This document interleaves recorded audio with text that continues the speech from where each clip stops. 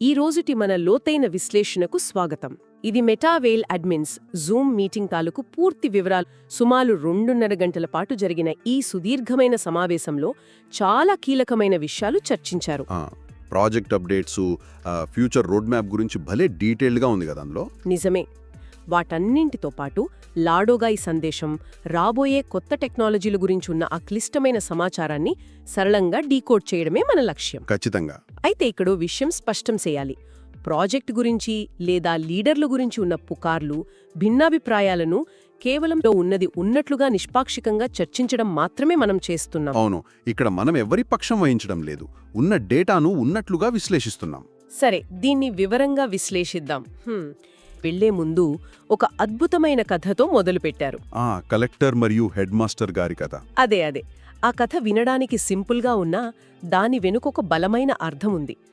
రోజూ ఒకే దారిలో వెళ్లే ఒక కలెక్టర్ గారు, ఆ దారిలో కనిపించే ఒక రిటైర్డ్ హెడ్ మాస్టర్ గారి మధ్య జరిగిన ముచ్చట ఇది. ప్రతిరోజు ఆ హెడ్ మాస్టర్ గారు లేచి నిలబడి ఆ కలెక్టర్ గారి కారుకు నమస్కారం చేస్తుంటారు. అవును, మొదట్లో కలెక్టర్ గారు దాన్ని గమనించరు.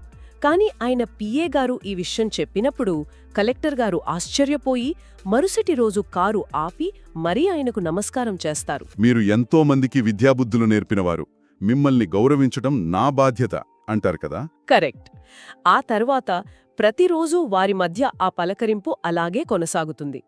ఒకరోజు హెడ్ మాస్టర్ గారు ఏదో పని మీద కలెక్టర్ ఆఫీస్కి వెళ్తారు. బయట ఆయన వెయిట్ చేయడం చూసి కలెక్టర్ గారే స్వయంగా బయటకు వచ్చి సాదరంగా లోపలికి తీసుకెళ్తారు.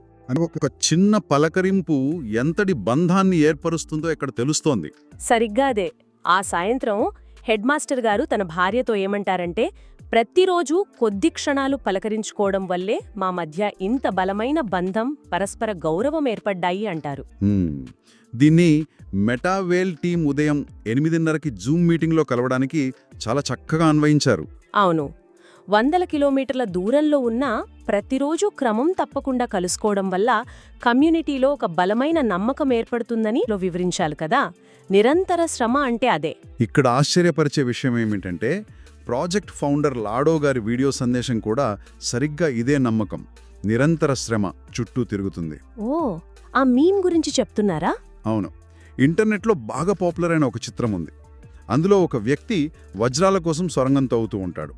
ఎంతో కష్టపడి తవ్విన తర్వాత ఇక నా వల్ల కాదు, ఇక్కడ ఏమీ లేవని వదిలేసి వెనుతిరుగుతాడు. అయ్యో పాపం.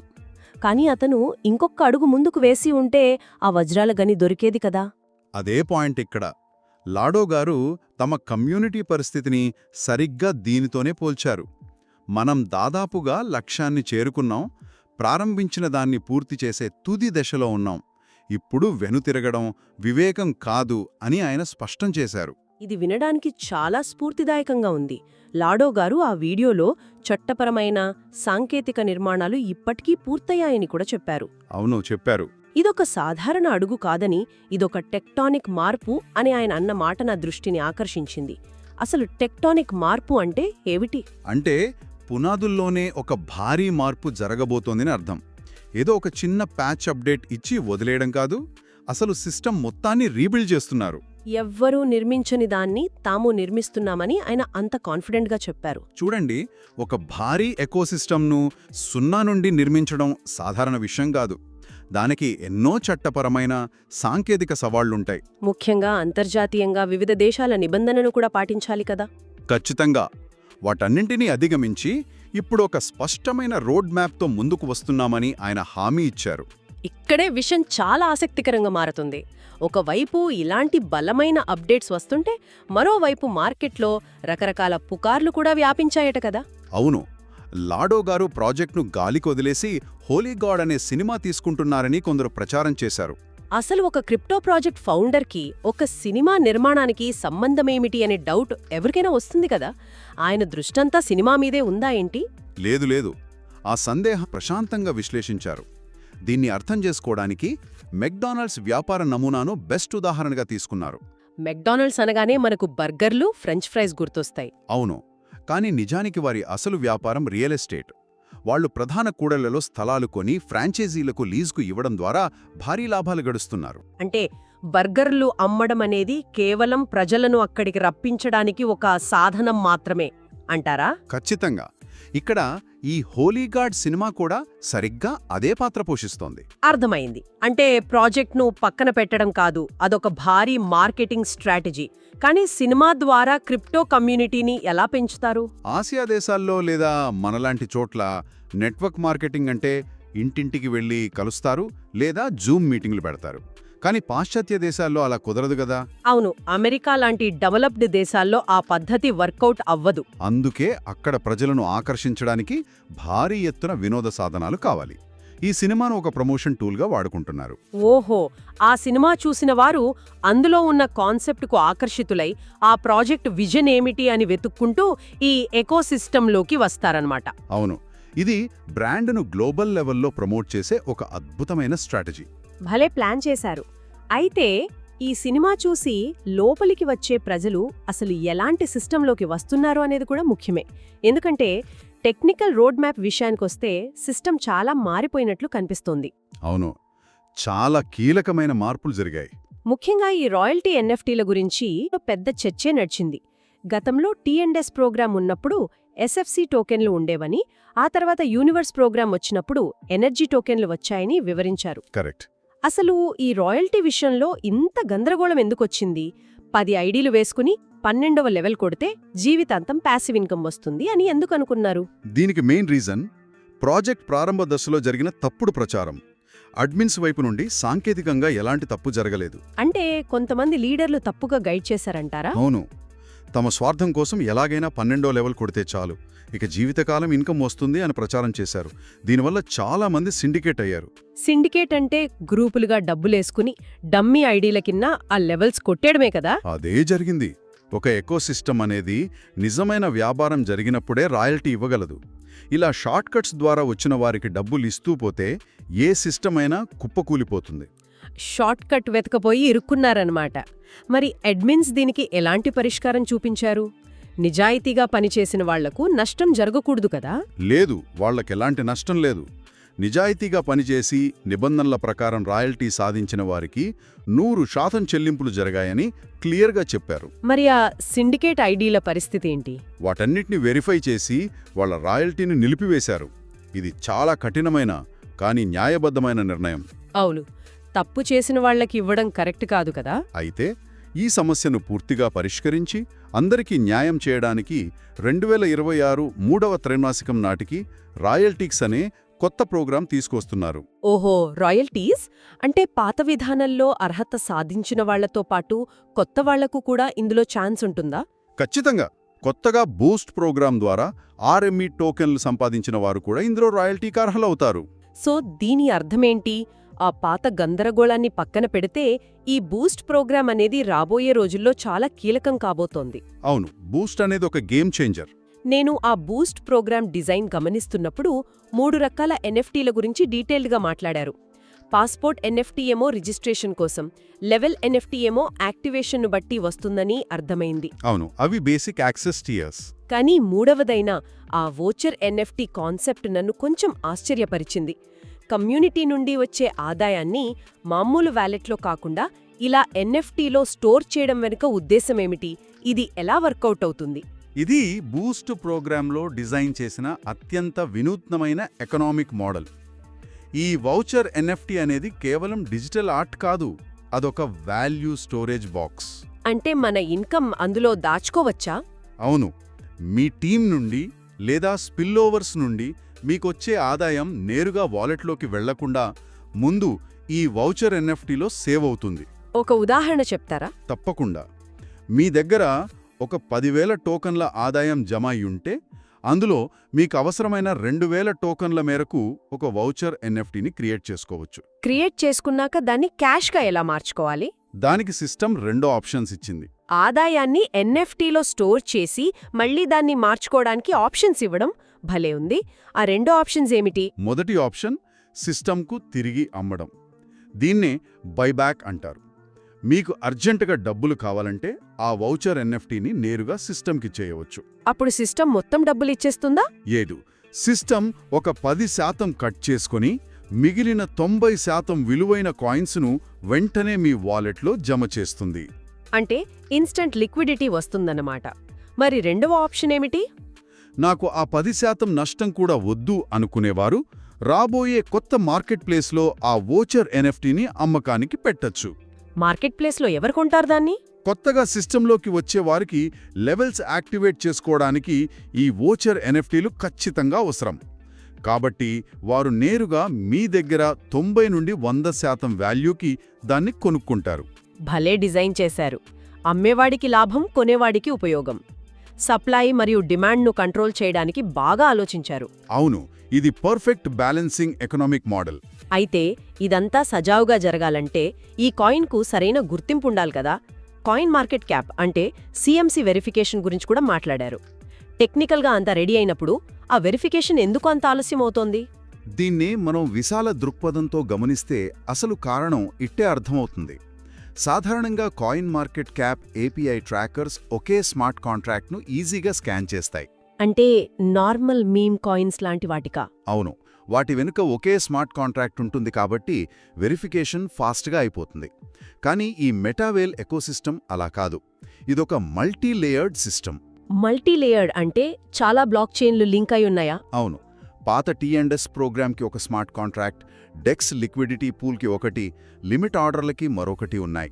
అంతేకాదు పాలిగాన్కి సపరేట్ బ్లాక్ చైన్, సొలానాకి ఒకటి, వెస్టింగ్కి ఇంకొకటి, ఇలా చాలా సంక్లిష్టమైన నిర్మాణాలు ఈ కాయిన్కి అనుసంధానమై ఉన్నాయి. వామో, ఇన్ని ఉన్నాయా? మరి వీటన్నింటినీ వెరిఫై చెయ్యాలంటే కష్టం కదా? అదే, వీటన్నింటినీ క్షుణ్ణంగా పరిశీలించి కస్టమ్ అల్గరిథమిక్ ఆడిట్ చేయడానికి కాయిన్ మార్కెట్ క్యాప్కి సహజంగానే టైం పడుతుంది. ఇది ఆలస్యం అనిపించినా ఆ సిస్టమ్ కెపాసిటీని సూచిస్తోంది. మీరు చెప్పింది వింటుంటే ఈ ఎకోసిస్టమ్ ఎంత విస్తృతంగా ఉందో అర్థమవుతోంది. ఇక ఇదే ఎకోసిస్టమ్ విస్తరణ గురించి మాట్లాడుకుంటే BZW టోకెన్స్ గురించి చెప్పారు కదా? అవును, బూస్ట్ ప్రోగ్రాంలో ఆ టోకెన్స్ గురించి చర్చించారు. అందులో 10% మ్యాండేటరీ సబ్స్క్రిప్షన్ గురించి కూడా చెప్పారు. ఇక్కడ నాకు డౌట్ ఉంది. అడగండి. బూస్ట్ లెవెల్ యాక్టివేట్ చేసుకున్నప్పుడు 10% ఫీజు కట్టాలి, ఆ తర్వాత 30 రోజుల టైమర్ రన్ అవుతుంది అని చెప్పారు. గతంలో యూనివర్స్ ప్రోగ్రాంలో ఇలాంటి టైమర్ ఉన్నప్పుడు రెన్యువల్ చేయకపోతే టీం నుండి వచ్చే ఇన్కమ్ ఆగిపోయేది. ఇప్పుడు బూస్ట్లో కూడా అలాగే జరుగుతుందా? ఇది చాలా మందికున్న సందేహమే. కానీ ఇక్కడే సిస్టంలో ఒక పాజిటివ్ చేంజ్ తీసుకొచ్చారు. బూస్ట్ ప్రోగ్రాంలో ఫస్ట్ టైం ఎంటర్ అయ్యేటప్పుడు ఆ లెవెల్ విలువలో 10% అదనంగా కట్టడం తప్పనిసరి. దీన్ని BZW టోకెన్స్లో కడతారు. ఓకే, మరి ఆ 30 రోజుల తర్వాత కట్టకపోతే? అది ఫ్యూచర్ కోసం చేసే ఇన్వెస్ట్మెంట్ లాంటిది. రెన్యువల్ చేస్తే రాబోయే మెటావర్స్లో అదనపు ప్రయోజనాలొస్తాయి. అలాగే మీ దగ్గర ఉన్న ఎన్ఎఫ్టీల వాల్యూ పెరగడానికి ఇదొక బూస్ట్లా పనిచేస్తుంది. అర్థమైంది. ఒక స్ట్రాటజిక్ ఆప్షన్గా డిజైన్ చేశారన్నమాట. ఇక టీఆర్ టోకన్ల విషయానికి వద్దాం. ప్రాజెక్ట్లో మొత్తం 24 లక్షల మంది కమ్యూనిటీ ఉంటే అందులో యాక్టివ్గా ఉన్న 5 లక్షల మందికి మాత్రమే ఈ టీఆర్ టోకన్ల బెనిఫిట్ ఉంటుందని క్లియర్గా చెప్పారు. అవును, వైట్ పేపర్ ప్రకారం 5% కాయిన్స్ వీరికి మాత్రమే పంచుతారు. ప్రాజెక్ట్ను నమ్మి నిలబడిన వాళ్ళకి ఇదొక మంచి రివార్డ్. అలాగే ఆ పాత బిట్ఫోర్స్ డేటా అంతా సేఫ్గా ఉందని చెప్పడం కూడా కమ్యూనిటీకి రిలీఫ్ ఇచ్చే విషయమే. ఖచ్చితంగా డేటా సెక్యూరిటీ అనేది క్రిప్టో ప్రపంచంలో చాలా ముఖ్యం. దానికి కొనసాగింపుగానే WDEX మరియు లిమిట్ ఆర్డర్ల గురించి కూడా క్లారిటీ ఇచ్చారు. పాత లిమిట్ ఆర్డర్లు సేఫ్గా ఉన్నాయా? అవును, పాత డేటా అంతా సేఫ్గా ఉంది. ఇప్పుడు కొత్త లిమిట్ ఆర్డర్లు కూడా ధైర్యంగా పెట్టుకోవచ్చని చెప్పారు. అయితే ఇక్కడ మనం ఒక వాస్తవం ఒప్పుకోవాలి. అదేంటి? లిమిట్ ఆర్డర్ పెట్టిన వెంటనే కాయిన్స్ సేల్ అయిపోయి క్యాష్ వచ్చేస్తుందని రూల్ లేదు. అది పూర్తిగా మార్కెట్ లిక్విడిటీ మీద ఆధారపడి ఉంటుంది. మార్కెట్లో డిమాండ్ ఉంటేనే ఆ రేటు వద్ద కాయిన్స్ అమ్ముడుపోతాయి. అవును, ట్రేడింగ్ తెలిసిన వాళ్ళకి ఈ కాన్సెప్ట్ ఈజీగానే అర్థమవుతుంది. పారదర్శకమైన విధానమిది. మరో క్రేజీ అప్డేట్ guru.fun. ఆహా, అవును, మీమ్ కాయిన్స్ కోసం సొలానా బ్లాక్ చైన్పై దాన్ని తీసుకొస్తున్నారు. మీమ్ కాయిన్స్ ట్రెండ్ ఇప్పుడు మార్కెట్ను ఎలా ఊపేస్తుందో చూస్తున్నాం కదా. ఇక్కడ నాకు సందేహం ఉంది. పాలిగాన్ బ్లాక్ చైన్లో ఉన్న వీరి కాయిన్ను సొలానాతో కలుపుతామని చెప్పారు. వినడానికి బాగానే ఉన్నా ఇలా 2 వేర్వేరు బ్లాక్ చైన్లను కలిపే బ్రిడ్జిలు హ్యాక్లకు గురైన సంఘటనలు మనం చూశాం కదా. ఆ రిస్క్ ఎందుకు తీసుకుంటున్నారు? ఇది చాలా వ్యాలిడ్ పాయింట్. సెక్యూరిటీ పరంగా ఆ బ్రిడ్జింగ్ అనేది ఎప్పుడూ ఒక సవాల్ లాంటిదే. కానీ వాళ్ళు ఈ రిస్క్ తీసుకోవడానికి మెయిన్ రీజన్ స్కేలబిలిటీ మరియు లిక్విడిటీ. సొలానా బాగా ఫాస్ట్ కదా? అవును, సొలానా చాలా వేగవంతమైన బ్లాక్ చైన్. అక్కడ కోట్లాది డాలర్ల లిక్విడిటీ ఉంటుంది. ఆ స్పీడ్ను, ఆ లిక్విడిటీని తమ సిస్టంలోకి తీసుకురావాలంటే ఈ బ్రిడ్జ్ తప్పనిసరి. హ్యాక్స్ జరగకుండా ఉండటానికే వాళ్ళు ఇంత టైం తీసుకుని మల్టిపుల్ ఆడిట్స్ చేయిస్తున్నారు. ఈ స్థాయి టెక్నాలజీలను తీసుకురావానంటే ముందు కమ్యూనిటీకి సరైన అవగాహన ఉండాలి కదా. అందుకే భద్రతా కారణాల వల్ల ఆగిన డబ్ల్యూ అకాడమీని కూడా త్వరలో లాంచ్ చెయ్యబోతున్నారట. బూస్ట్ ప్రోగ్రామ్ గైడ్స్తో సహా వస్తుందని చెప్పారు. కొత్త వాళ్లకి ఇది చాలా యూజ్ అవుతుంది. ఇక చివరగా మనం వాళ్ల భవిష్యత్ లక్ష్యాల గురించి మాట్లాడుకోవాలి. వాళ్ల టార్గెట్స్ విన్నప్పుడు నిజంగా ఆశ్చర్యం వేసింది. 50 మిలియన్ల కమ్యూనిటీ టార్గెట్ కదా. అదేనండి, ఏకంగా 5 కోట్ల మందిని సాధించాలని లక్ష్యంగా పెట్టుకున్నారు. 48 నుండి 50 దేశాలకు ప్రాజెక్టును విస్తరించాలని, కాయిన్ వాల్యూ $20లకు చేరాలని టార్గెట్ ఫిక్స్ చేశారు. ప్రాక్టికల్గా చూస్తే ఇప్పుడున్న 2.4 మిలియన్ల నుండి 50 మిలియన్లకు వెళ్లడం సాధ్యమేనా? ఈ లక్ష్యాలు చూడ్డానికి కొండంతగా అనిపించినా దాన్ని ఎలా రీచ్ అవ్వాలో వాళ్ళొక ప్లాన్ వేశారు. కేవలం నెట్వర్క్ మార్కెటింగ్ ద్వారా 5 కోట్ల మందిని చేరడం ఇంపాసిబుల్. అందుకే ఆ cinema promotion, Solana, meme coin market అన్నీ వాడుతున్నారా? అవును, అన్నింటినీ ఒకే గొడుగు కిందకి తెస్తున్నారు. ఇక్కడ అడ్మిన్స్ చెప్పిన అత్యంత కీలకమైన మాట ఒకటుంది. టీమ్ ఈజ్ ఏ అసెట్ అని చెప్పారు. అంటే టీం ఒక ఆస్తి అంటారా? కరెక్ట్. చాలామంది క్రిప్టో అనగానే డబ్బులు పెట్టి రేటు పెరిగేదాకా కూర్చోవడం అనుకుంటారు. కానీ నిజమైన సంపద డబ్బు కాదు, మనం నిర్మించుకునే నెట్వర్క్. ఈ కమ్యూనిటీని నిర్మించుకుంటే ఫ్యూచర్లో అదే మనకు అతిపెద్ద ఆస్తి అని వాళ్ళు క్లియర్గా చెప్పారు. నిజమే. ఊరికే రేట్లు పెరగాలని వెయిట్ చేయడం కంటే టీంను నిర్మించుకోవడమే లాంగ్ టర్మ్ గ్రోత్ ఇస్తుంది. చివర్లో ఒక బలమైన హెచ్చరిక కూడా ఇచ్చారు. ఆ లాంచ్ టైమర్ గురించే కదా? అవును. ప్రస్తుతం మార్చి నెల నడుస్తోంది. ఏ క్షణమైనా లాంచ్ టైమర్ ప్రకటించే అవకాశం ఉంది అని అన్నారు. ఆ సమయానికి కాయిన్స్ రెడీ చేసుకోకపోతే తర్వాత ఇబ్బంది పడతారని చెప్పారు. సమయం లేదు మిత్రమా, ముందే సిద్ధంగా ఉండండి అన్నది వాళ్ల మెసేజ్. ఈ మార్చి నెల అప్డేట్స్ మొత్తం ప్రాజెక్ట్ గమనాన్నే మార్చేసే అవకాశం ఉంది. కాబట్టి ముందే వాలెట్స్ అన్నీ రెడీ చేసుకోవడం మంచిది. ఇదొక లాంగ్ టర్మ్ జర్నీ కదా. నాకైతే ఒక విషయం అర్థమైంది. ఇది కేవలం ఒక సాధారణ క్రిప్టో ప్లాన్ కాదు. భిన్నమైన బ్లాక్ చైన్లు, ఎన్ఎఫ్టీ రాయల్టీలు, మార్కెట్ ప్లేస్లు ఉన్న ఒక భారీ ఇంటర్నేషనల్ ఎకోసిస్టమ్. ఒకవైపు టెక్నాలజీని విస్తరిస్తూనే కమ్యూనిటీని నిలబెట్టుకునే ప్రయత్నం స్పష్టంగా కనిపిస్తోంది. ఇదొక ముఖ్యమైన ప్రశ్నను లేవనెత్తుతుంది. సాంప్రదాయ ఆర్థిక సరిహద్దులు లేకుండా ఇలా భిన్న దేశాలకు చెందిన కోట్లాది మంది ఒకే బ్లాక్ చైన్ ఎకోసిస్టమ్ మరియు ఒకే వర్చువల్ మెటావర్స్లో ఒక కమ్యూనిటీగా ఏర్పడితే భవిష్యత్తులో మన ప్రభుత్వాల నిర్వహణ విధానాలు ఎలా మారిపోతాయి? కేవలం భౌగోళిక దేశాలే కాకుండా భవిష్యత్తులో ఇలాంటి డిజిటల్ సామ్రాజ్యాలే మన కొత్త దేశాలుగా మారతాయా? ఇది నిజంగా ఆలోచించాల్సిన విషయమే. వావ్! ఇది నిజంగా బుర్రను తొలిచేసే ఆలోచనే.